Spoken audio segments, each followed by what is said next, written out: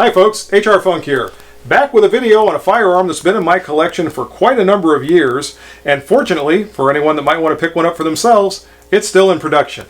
What I have here today is my Smith & Wesson Model 317 revolver, chambered for the ever-popular 22 rimfire cartridge. And in this video, we're going to take a closer look at the 317, and before it's all said and done, we're going to get out to the range and do some shooting. And the 317 really has one main claim to fame, and that is that it is extremely lightweight. Before I discuss the weight of the 317, or actually the lack thereof, let's take a look at the basic revolver itself. It is a J-frame revolver, which is currently Smith & Wesson's smallest frame size in its revolver line. It has a 3-inch barrel with a fiber optic front sight.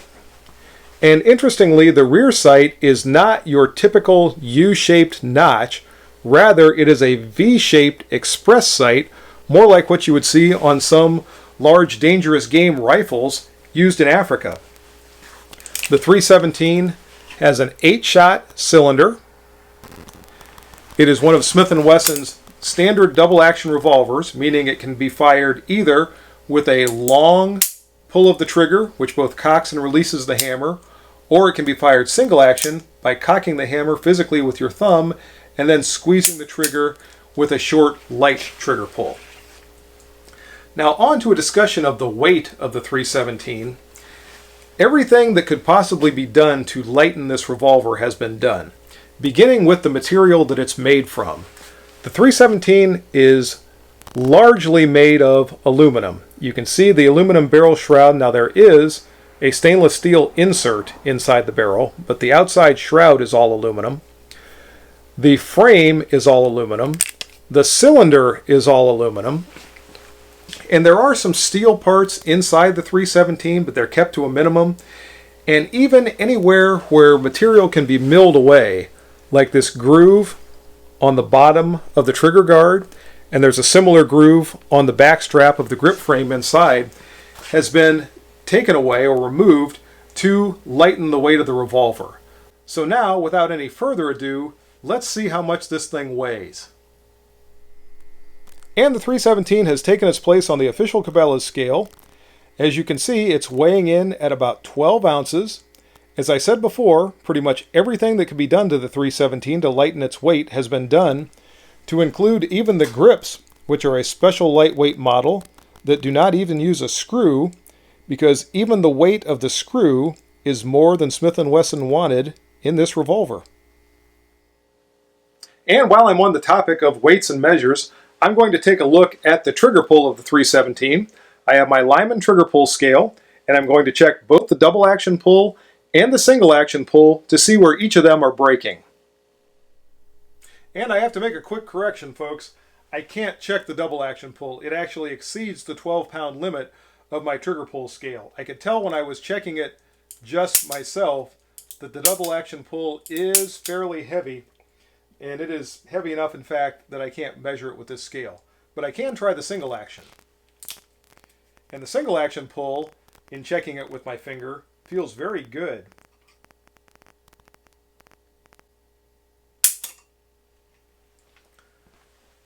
About 2 3/4 pounds for the single action pull. Very nice single action pull in this revolver, which is in stark contrast to the very heavy double action pull. In general, folks, I like the 317 quite a bit. It's a very easy packing little trail revolver, and it's just dandy for that purpose. But I think there are a couple of changes that could be made to it that would make it even better in that regard. One of the things that puzzles me about the 317 a little bit is the sight system. It's set up for very fast target acquisition. With the front fiber optic, especially being green, it glows and it's very easy to pick up. And with the rear express style sight, it makes for very rapid target acquisition coming up and getting on target. But since we're not going to be hunting dangerous game in Africa with a 22 rimfire, I'm not sure what the purpose for this sighting system is.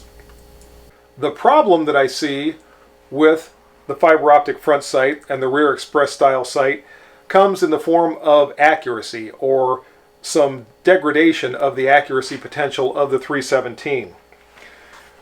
When you line up, or at least attempt to line up, the rounded front sight with the V-notch rear sight, it becomes something of a guessing game to get your elevation consistent with each and every shot.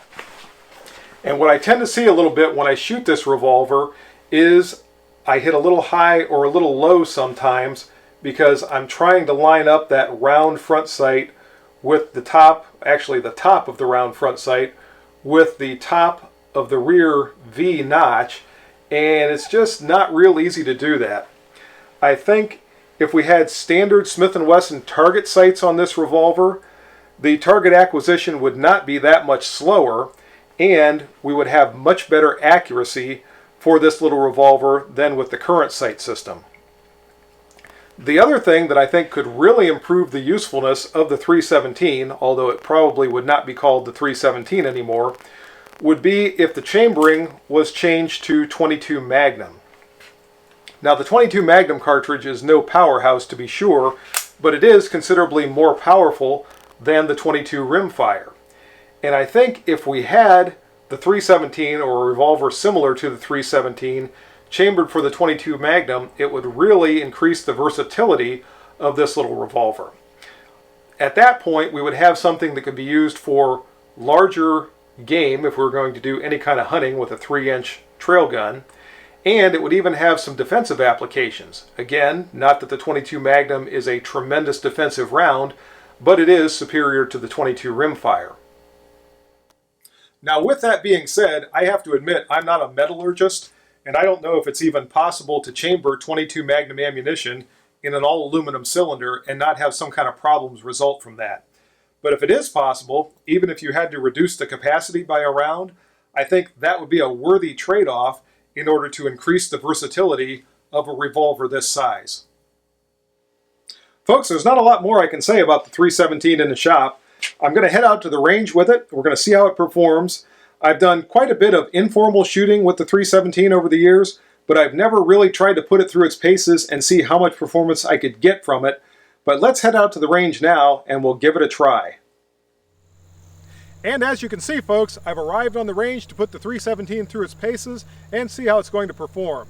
Now, one thing I am going to change up for this video is some of the drills that I typically do with the more defensive-oriented handguns I'm going to dispense with, and I'm going to try to come up with some shooting exercises that are a little bit more in line with the intended purpose of the 317. I am, however, still going to start out with my usual 30-foot slow-fire accuracy test just to see what kind of accuracy we can eke out of the 317 on that particular drill. So let's see how it does.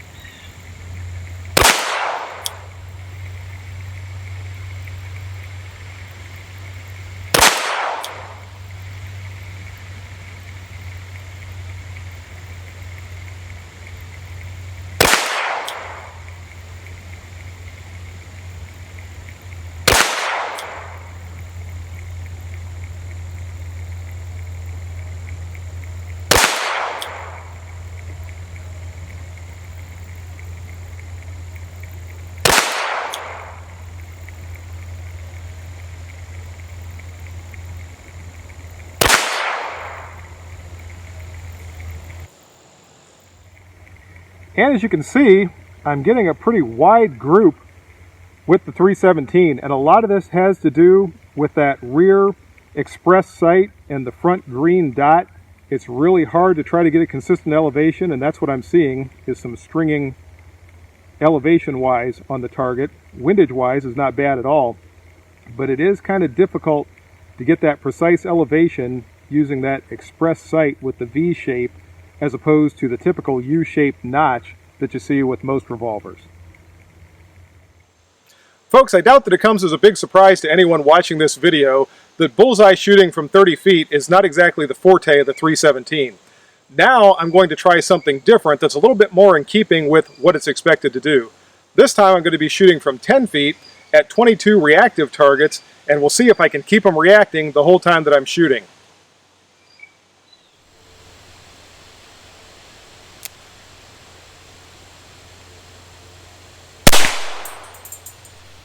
I'd say that one reacted.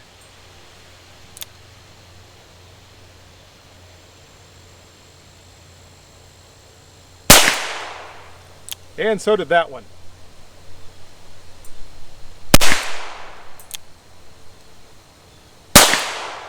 Ah, had a miss. Uh-oh, it's getting contagious.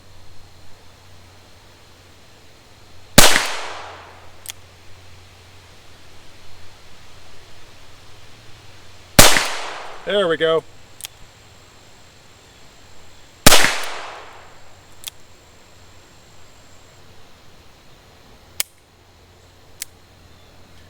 Okay, if I do my part, the targets keep reacting. The 317 is doing fine.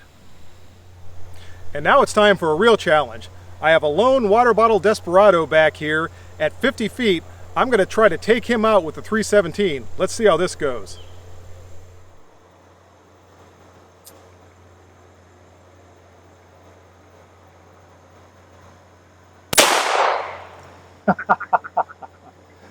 I think I got his attention. Time for something brand new, folks. I've never tried this before in my life with any firearm. I'm going to try to split a playing card. I'm going to be at a distance of 10 feet, and I'm going to see if I can zap that thing with the 317.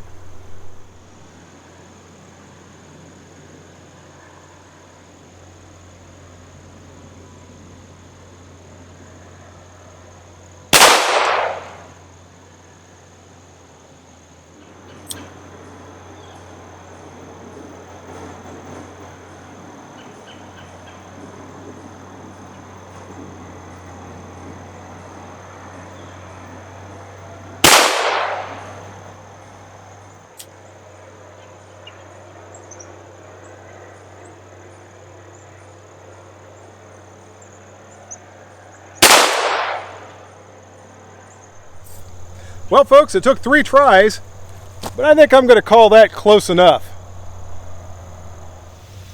All right, folks, moment of truth for the 317. Is it a 20-foot tack driver? Let's find out.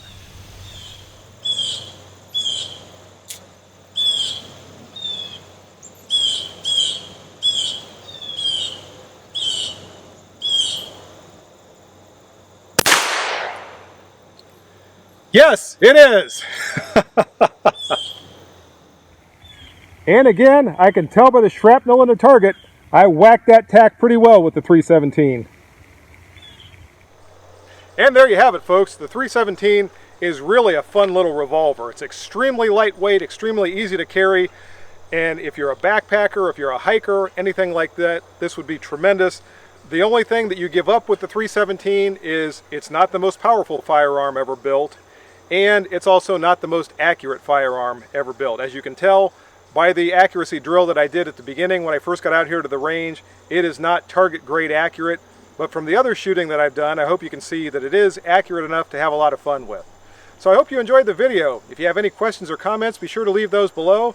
And as always, until next time, good shooting. Bye-bye.